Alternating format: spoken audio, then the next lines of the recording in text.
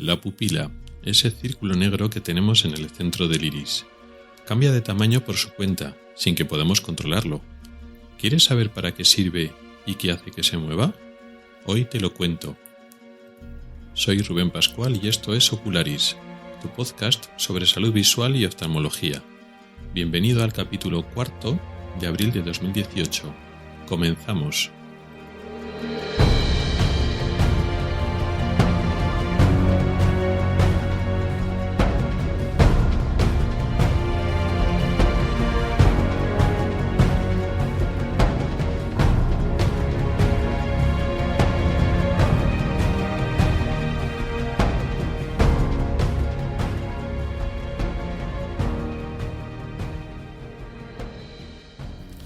Hola a todos y bienvenidos al podcast de Ocularis sobre salud visual y oftalmología. Soy Rubén Pascual, oftalmólogo y divulgador a través del blog ocularis.es. Este es el episodio 4 de la segunda temporada correspondiente a abril de 2018. Hoy vamos a hablar sobre la pupila. Pero antes de empezar con el tema, quería agradecer a todas aquellas personas que se han descargado la aplicación de la que hablé en el capítulo pasado. El Oftalmobot, esa aplicación para móvil que he hecho para móviles de Apple, para iPhone. Tanto el público general, tanto médicos, se la han bajado bastante y estoy recibiendo bastante feedback. Así que muchas gracias por utilizarla y espero que os sirva de utilidad. Pero bueno, el capítulo de hoy, vamos a hablar hoy sobre la pupila y es un capítulo diferente del de otros que hemos hecho. Hoy no vamos a hablar de ninguna enfermedad, ningún defecto visual, ningún síntoma. Hoy vamos a hablar de una estructura natural y de hecho conocida por todo el mundo como es la niña del ojo, ¿no? La pupila. Vamos a hablar de su funcionamiento porque estoy seguro que todos sabemos lo que es la pupila, todos reconocemos la pupila. De hecho, el ojo humano, la mirada humana, no puede entenderse, no puede reconocerse sin la pupila.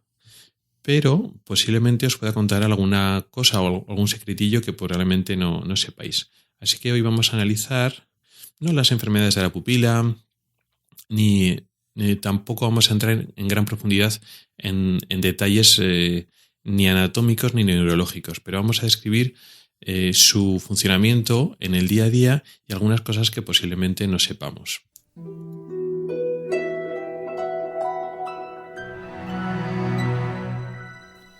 Comenzamos definiendo un poquito qué es la pupila o teniendo claro qué es. La niña del ojo, la pupila, que la vemos como un círculo negro justo en medio del iris. El iris es la parte coloreada del ojo. El iris puede ser marrón, verde, azul, gris, de diferentes colores. Y todos invariablemente tienen en el centro un círculo negro que es la niña del ojo, la pupila. Bueno, pues ese círculo negro no es un tejido como tal, es un agujero. O sea, no es podemos definir la niña del ojo como el agujero del iris. Y es negro porque por detrás el ojo actúa como una especie de cámara oscura.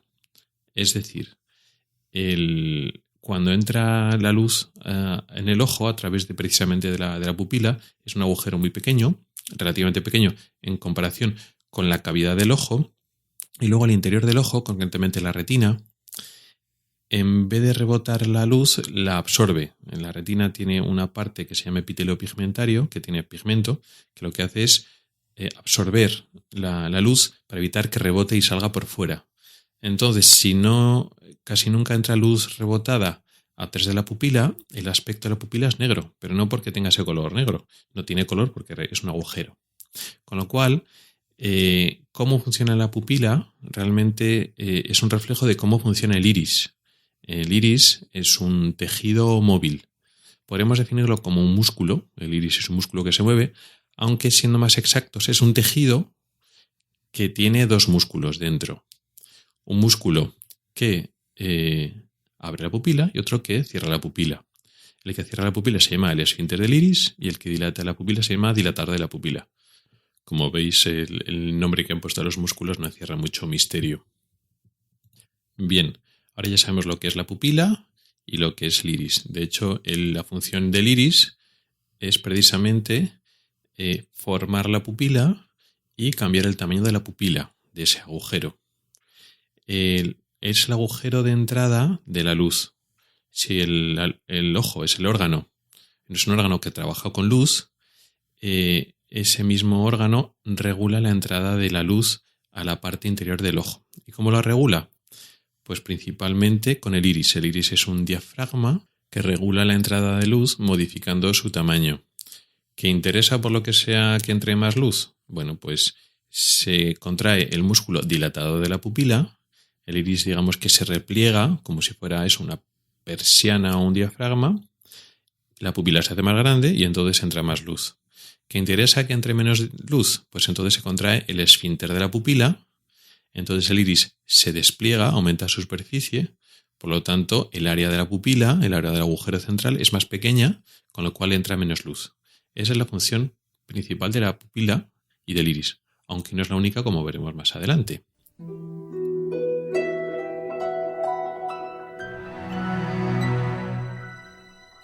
Ahora, para explicar unos detalles sobre cómo funciona nuestra pupila, os propongo un experimento. Que hagáis una serie de cosas que os voy a decir ahora vosotros mismos delante del espejo. Quiero que delante del espejo miréis vuestras pupilas y cómo responden ante diferentes estímulos que os voy a ir diciendo ahora. Lo podéis hacer pues mientras oís el podcast o lo podéis probar después. El primer experimento es el más fácil, ver cómo funcionan las pupilas con la luz y la oscuridad. Eso supongo que ya lo conocéis, es lo más conocido, pero lo podéis probar o volver a daros cuenta de cómo funciona este mecanismo tan automático. Podéis poneros delante de un espejo y apagáis la luz. Es probable que si no hay mucha luz ambiente ni siquiera veáis vuestra cara y vuestras pupilas. Pero ahora encendéis la luz y os fijaréis que inmediatamente cuando encendéis la luz, vuestras pupilas se cierran. Es decir, cuando había poca luz, las pupilas se han abierto. Vosotros igual no lo habéis visto porque había efectivamente poca luz, pero en cuanto encendéis la luz, y no tarda mucho, es casi instantáneo, veis automáticamente que las pupilas se cierran a un tamaño, bueno, pues depende de la cantidad de luz que haya en el ambiente, depende de lo potente que sea la luz y lo cerca que estéis de ella, se cerrará más o se cerrará menos. Pero es inevitable que al aumentar considerablemente la luz ambiente, vuestras pupilas se tienen que cerrar. Este experimento era fácil, a nadie le tiene que sorprender. Ahora vamos a probar con lo mismo, es decir, vamos a jugar un poco con más o con menos luz, pero de una forma más particular. Ahora cogéis una pequeña fuente de luz, una linterna o igual lo que tenemos todos más a mano, que es la linterna del móvil, la luz del móvil. Os estáis mirando ahora delante del espejo y ahora os acercáis la luz del móvil a unos de los ojos, pero solo a uno. Lo acerquéis bastante hasta que casi os deslumbréis con ese ojo y fijaros qué es lo que pasa con las pupilas. Efectivamente se cierran, pero se cierran las dos y se cierran por igual. Es decir, si os estáis iluminando, por ejemplo, el ojo derecho, no es que se cierre más la pupila del ojo derecho que recibe más luz, no. Al poner la luz delante del ojo derecho, automáticamente y rápidamente se cierran las dos pupilas, pero por igual, y permanecen del mismo tamaño. Ahora retiréis la luz del móvil, esa pequeña fuente de luz que os habéis acercado mucho al ojo derecho, y ahora se vuelven a abrir las pupilas, pero se abren las dos por igual. Y esto es lo interesante de la dinámica de la pupila. No es una respuesta local. Es decir, no es que el ojo autorregule su propia luz de forma autónoma según entra más o menos luz. No. Es un reflejo que lo lleva a cabo el cerebro. Es decir, según entra más o menos luz a los ojos, el cerebro desencadena una respuesta de cerrar o abrir la pupila, pero esa respuesta es simétrica a los dos ojos por igual. Da igual que tú ilumines la luz a un ojo. La respuesta va a ser en los dos por igual. El ojo que no recibe la luz se cerrará igualmente. Esto nos hace una idea de que esto es un reflejo bastante más complejo de lo que pensamos. No es una respuesta propia de un ojo, sino ahí participan el cerebro, varios centros reguladores, varios circuitos de cerebro y unos nervios que llevan la información de la luz del ojo al cerebro y luego después otros nervios que desencadenan una respuesta motora desde el cerebro hacia los dos ojos a la vez. Bien, Este reflejo, que se llama reflejo pupilar, o mejor dicho, el reflejo fotomotor, ese reflejo donde se cierra la pupila con una luz intensa, realmente lo debemos conocer bastante de las películas y series, sobre todo las americanas, de médicos. La típica linterna esa con forma de bolígrafo que utiliza un médico pues, para iluminarnos los ojos, parece que como una medida como muy habitual, un examen que hacen a algún paciente, sobre todo pues, cuando ha recibido un golpe en la cabeza o tiene algún problema de conciencia o está en coma, etcétera. Eso es como muy habitual verlo. No sabemos cuando lo vemos qué está buscando el médico con eso, pero como que lo tenemos como muy asumido. Y ese reflejo fotomotor o reflejo pupilar efectivamente nos da bastante información en algunas circunstancias concretas. En otras no, o sea, tampoco pensemos que es la panacea y que es tan importante como, yo que sé, el fonendoscopio o ver radiografías, no. Es una exploración de un reflejo que nos habla del estado del ojo, pero sobre todo de unos nervios en concreto que llevan la información del ojo al cerebro y viceversa, y sobre todo se usa para el estado del cerebro. El reflejo pupilar se mantiene, es totalmente involuntario, se mantiene cuando dormimos, se mantiene en algunos estados de coma más superficial y desaparece en estados de coma más profundo y algunos tipos de enfermedades, algunos tipos de traumatismo craneoencefálico, algún tipo de lesiones en el cerebro y con algún tipo de fármacos. Entonces el estado de ese reflejo puede dar información en contextos concretos.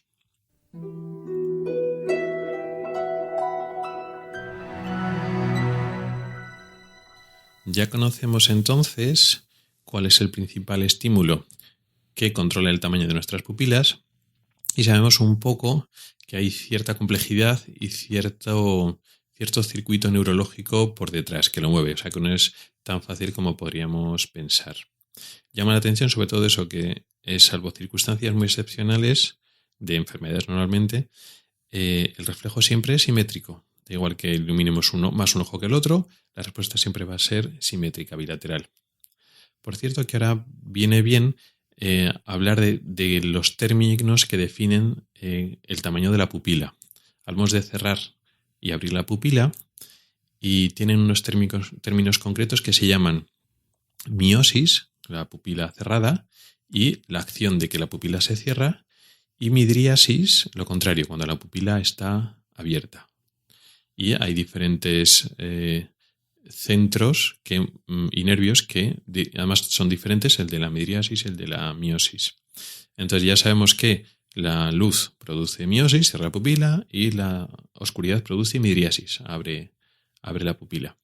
Ahora vamos a ver otros estímulos que posiblemente son menos conocidos que también modifican el tamaño de la pupila, es decir, son capaces de producir midriasis o miosis. Y volvemos a nuestros experimentos delante del espejo. Ahora nos estamos mirando la cara, nuestros ojos, el tamaño de las pupilas, y ahora, fijándonos bien detenidamente en una de nuestras pupilas, fijándonos en el tamaño de las pupilas, vamos a acercarnos al espejo. Vamos a intentar acercarnos bastante, todo lo que podamos, y nos fijamos en el tamaño de la pupila. Si nos fijamos bien y damos un poquito de tiempo, veremos que las pupilas se han cerrado ligeramente. Si volvemos a alejar y nos estamos mirando un poco más alejados, las pupilas se abren un poquito. Ese experimento, el comprobar que el tamaño de la pupila cambia con la distancia de la que estamos mirando, también lo podemos comprobar cuando miramos a otras personas. Si miramos detenidamente la pupila de una persona cuando está mirando a lo lejos y luego pasa a mirar algo que está muy cerca, a leer, también comprobaremos que la pupila se hace un poco más pequeña. ¿Qué pasa aquí? Pues hay otro reflejo diferente del de la luz, diferente de ese reflejo fotomotor, que es un reflejo que produce cerrar la pupila, lo que hemos dicho antes que es la miosis, con la mirada de cerca, concretamente con el enfoque de objetos cercanos. Es decir, al mirar un objeto que está cerca, que tenemos que activar ese mecanismo de enfoque para que la imagen la veamos nítida y no borrosa, también activa el cierre de la pupila, la miosis. ¿Por qué ocurre esto? Bueno, existen unos mecanismos neurológicos que explican por qué ocurre esto, pero tiene una ventaja para nosotros. Es decir, nos comporta un beneficio el que la pupila se cierre. Cuando la pupila se cierra, aumenta lo que se llama profundidad de foco. La profundidad de foco o la profundidad de campo es un término óptico de los sistemas ópticos, de los sistemas de lentes, que hablan de el espacio en el que un sistema de lentes es capaz de enfocar una imagen. Es decir, nosotros cuando enfocamos cualquier sistema de lentes, puede ser el ojo humano, puede ser un telescopio, puede ser un microscopio, puede ser unos prismáticos, cualquier sistema de lentes tiene que ajustar esas propias lentes que tiene para enfocar lo que están mirando. La distancia de enfoque no es un plano único, es decir, no es por ejemplo, un microscopio. No está enfocado a una distancia de, 4,3 milímetros y todo lo que esté por encima o por debajo está desenfocado. No. Hay un rango en el cual la distancia está enfocada. Y los que saben sobre fotografía, de esto controlan más, sobre todo los que se usan las cámaras antiguas o las cámaras reflex, donde va todo manual. Cuanto más profundidad de campo o profundidad de enfoque o campo de enfoque tiene un sistema óptico, por ejemplo una cámara fotográfica, puede mantener objetos enfocados que estén a distancias ligeramente diferentes. Bueno, pues esta profundidad de campo, para eso juega un papel importante, en nuestro caso la pupila, o en un sistema óptico, el diafragma que calibre la entrada de luz. Si disminuimos la entrada de luz, hacemos que los rayos, que entran más centrales y menos periféricos, lleguen más enfocados. Por contra, entra menos luz y entonces la imagen la podemos tener más oscura, ¿no? Pero bueno, en un entorno iluminado, por ejemplo, el hecho de que nuestra pupila se contraiga no nos perjudica sensiblemente, es decir, pues si hay mucha luz, pues no vamos a notar una pérdida en la luminosidad o en el contraste, y sin embargo enfocamos mejor.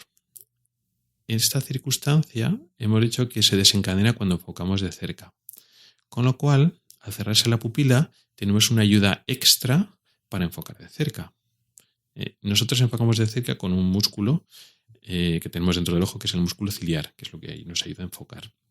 Ese músculo es que se empieza a funcionar mal o se empieza a fatigar cuando tenemos la vista cansada, la presbicia. De eso hablamos en el capítulo 3 de la temporada pasada. Bueno, pues como mecanismo auxiliar a este sistema de acomodación, al efecto de este músculo ciliar, la pupila nos ayuda. Al hacerse más pequeña, aumenta la profundidad de foco y tenemos que enfocar menos, tenemos que ejercer menos ese músculo. Esto lo notan sobre todo las personas con vista cansada, claro, que ya empiezan a depender de unas gafas. Cuando tienen esas dificultades para enfocar letras pequeñas para leer, aparte de separarse un poco lo que están leyendo para aumentar la distancia, también saben que cuando se pone mucha luz, lo leen mejor. ¿Y por qué es?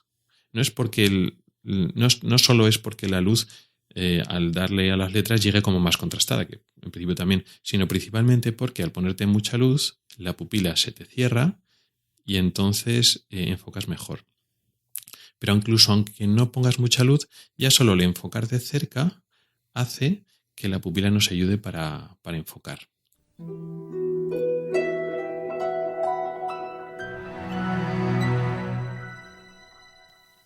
O sea que ya conocemos dos sistemas por lo cual la pupila se abre o se cierra. Dos sistemas de control que van modificando ese movimiento involuntario de abrir y cerrar las pupilas.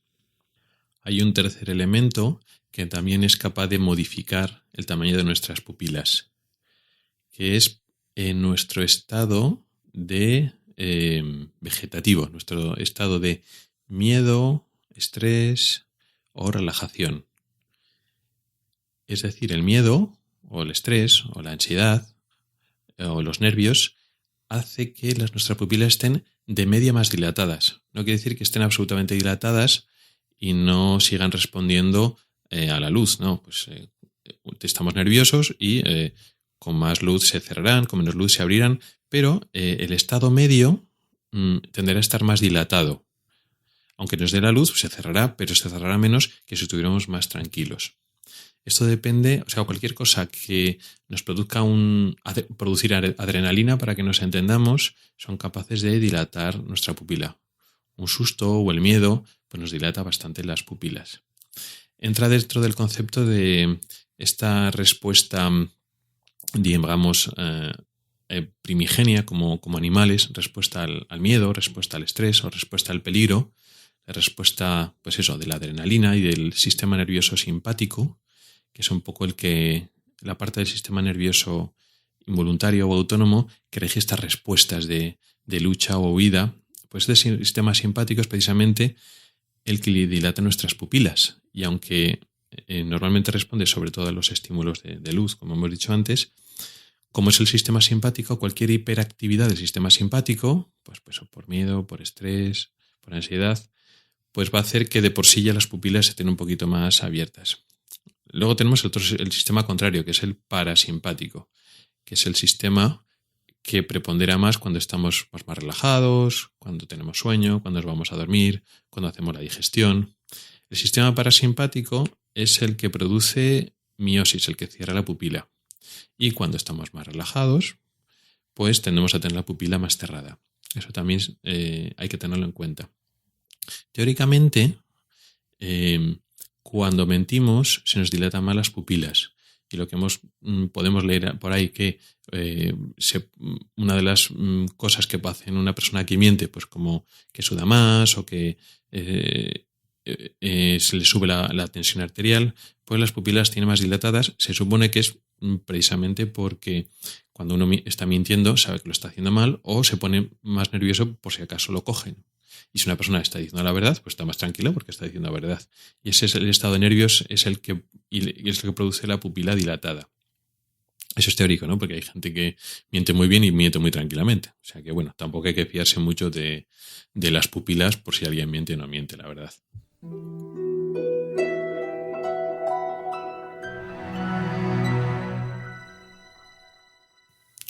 Y por último, también de forma natural, es decir, como un estímulo habitual, la pupila se va cerrando con la edad. Esto ya no son cambios a corto plazo, sino a largo plazo. Las pupilas se van haciendo más pequeñas con los años, de tal forma que las personas jóvenes suelen tender a tener las pupilas más grandes, y las personas mayores, conforme vamos cumpliendo años, las pupilas se van haciendo más pequeñas. Esto sería, digamos, los cambios de la pupila producidos de forma espontánea en los estímulos del día a día. Pero nosotros, los médicos, también podemos alterar el funcionamiento de la pupila cuando nos interesa. Tenemos fármacos, tenemos colirios, unos que dilatan la pupila y otros que cierran la pupila. Los que cierran la pupila son los que producen miosis, son colirios mióticos, que no se usan, pero su uso es menos utilizado. Lo que más usamos son las gotas, los colirios que dilatan la pupila, los colirios midriáticos. ¿Y para qué nos interesa dilatar la pupila? Bueno, para dos cosas principalmente. Una es para ver el fondo del ojo. Cuando nosotros queremos explorar la retina, tenemos una serie de elementos, sistemas de lentes o cámaras fotográficas o cámaras de vídeo, que son capaces de registrar cómo está nuestro fondo de ojo, nuestra retina.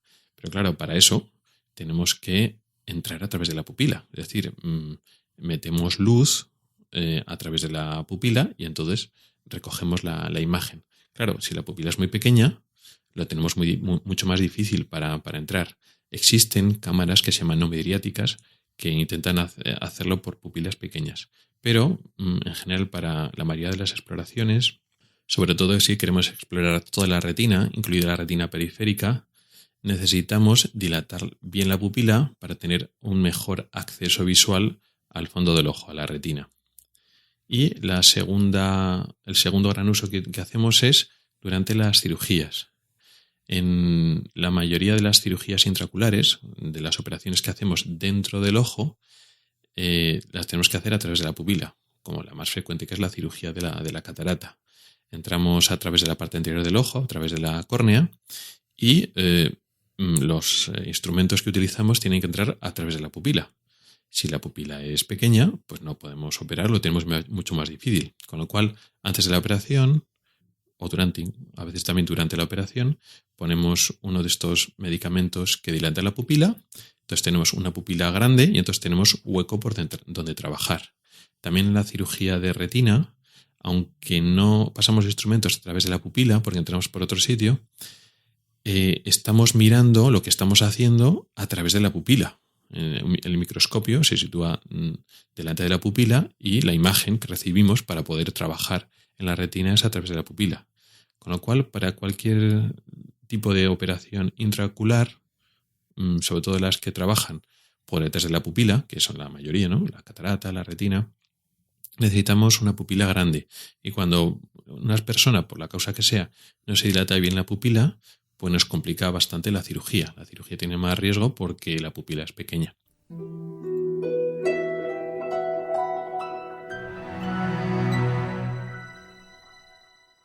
Creo que con esto ya hemos repasado de forma general cómo funciona y para qué sirve nuestra pupila. Pero no voy a dejar el tema cerrado. No voy a explicar nada más hoy, pero quiero lanzaros 2 preguntas sobre el tema. Estas 2 preguntas las tocaré otra vez en el episodio siguiente. El capítulo del mes que viene será de otra cosa, pero antes de meterme en materia, discutiremos y hablaremos de estas 2 pequeñas preguntas que os suelto. Si os interesa y queréis un poco opinar y dar vuestra respuesta, pues ya sabéis, en mi correo electrónico, en @ocularis.es, o en mi cuenta de Twitter, @ocularistweet, oculariSTWET, o podéis escribir un comentario en el artículo que tengo tanto en avpodcast.net como en mi propio blog. Por el medio que queráis, podéis hacerme llegar las respuestas. La primera pregunta es: ¿cómo funciona el sistema de antiojos rojos de las cámaras? Las cámaras fotográficas tienen un sistema especial para que no salgan los ojos rojos y tiene que ver precisamente con lo que hemos estado hablando hoy de la pupila. ¿Se te ocurre cómo funciona? Y luego otra pregunta que igual es un poco más difícil, y aprovechando un poquito el experimento este que hemos estado hablando de ponernos delante del espejo, puedes probarlo ahora. Si tú te miras delante del espejo, igual te tienes que acercar un poco para verte bien el tamaño de la pupila. Ahora, ciérrate un ojo guiñando el ojo, o con un dedo te cierras el párpado y te fijas el tamaño de la pupila que queda. Si te fijas bien, la pupila se abre un poquito. Igual es tan poquito que te pasa desapercibido. Igual tienes que hacer el experimento más de cerca o fijándote más. O igual ponerte un poquito más de luz ambiente para que veas la diferencia. Cuando cerramos un ojo, la pupila del otro se hace un poquito más grande. ¿Sabes por qué? Porque hemos hablado antes de que si la luz, que si la cercanía, que si los nervios. Pero, ¿por qué cuando cerramos un ojo se abre la pupila? ¿Tiene algo que ver el párpado con esto? Bueno, ahí te lo dejo. Ya digo, espero vuestras respuestas por cualquier medio que queráis hacérmelas llegar, y luego comentaremos las respuestas en el próximo programa.